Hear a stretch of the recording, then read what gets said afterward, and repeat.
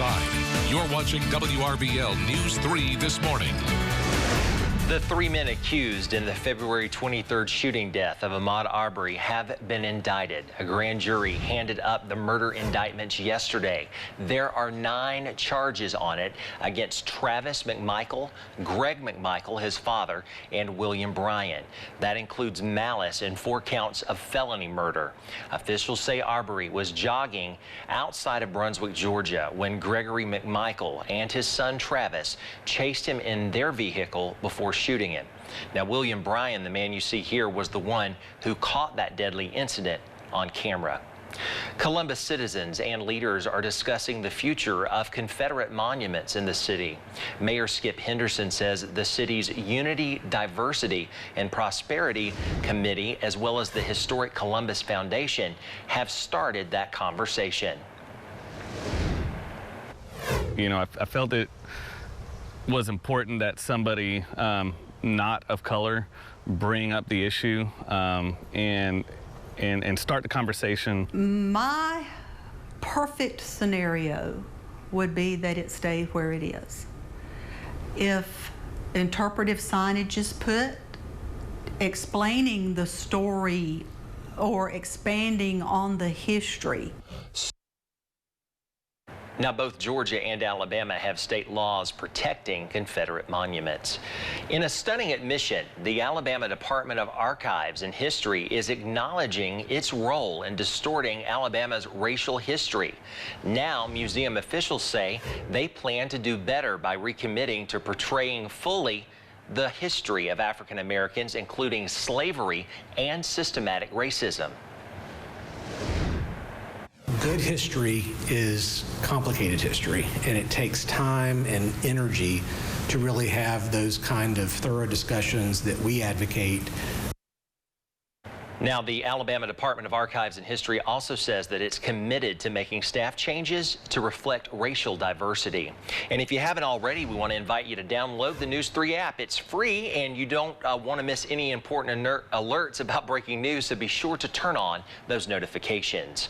One Columbus pastor says he's seeing double the amount of tithes and offerings during the pandemic.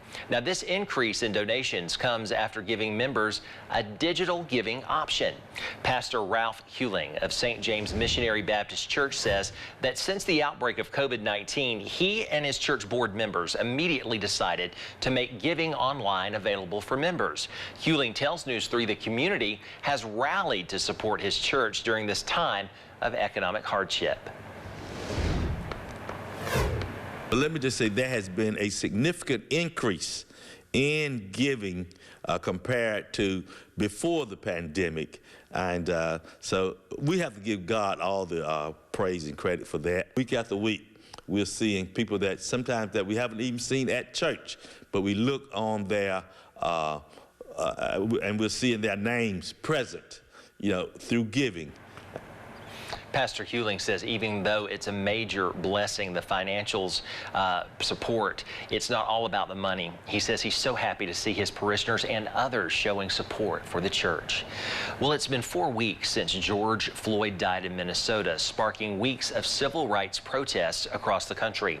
Doctors at Emory University in Atlanta say that could be one reason for the recent spikes in coronavirus numbers in Georgia. Now, doctors do point out, though, that any sort of close gathering, like going to the beach in large numbers on vacation, it increases the spread. Protest can be a haven for it just because of the same thing, because large crowds are together. Also, tear gas that's used to disperse crowds also causes some people to rub their eyes. That's another way that COVID-19 spreads easily, when you touch your eyes. Now, when it comes to protest or any kind of outdoor gathering, it's not just protest. Health experts say the best way to stay safe is to put on that mask. And if you're not feeling well, just don't go at all. Do mass protests have the risk of spreading COVID-19? Yes. But as the country slowly opens up, I think it's critical that we be honest with the general public and acknowledge that there is no such thing as a zero-risk social activity.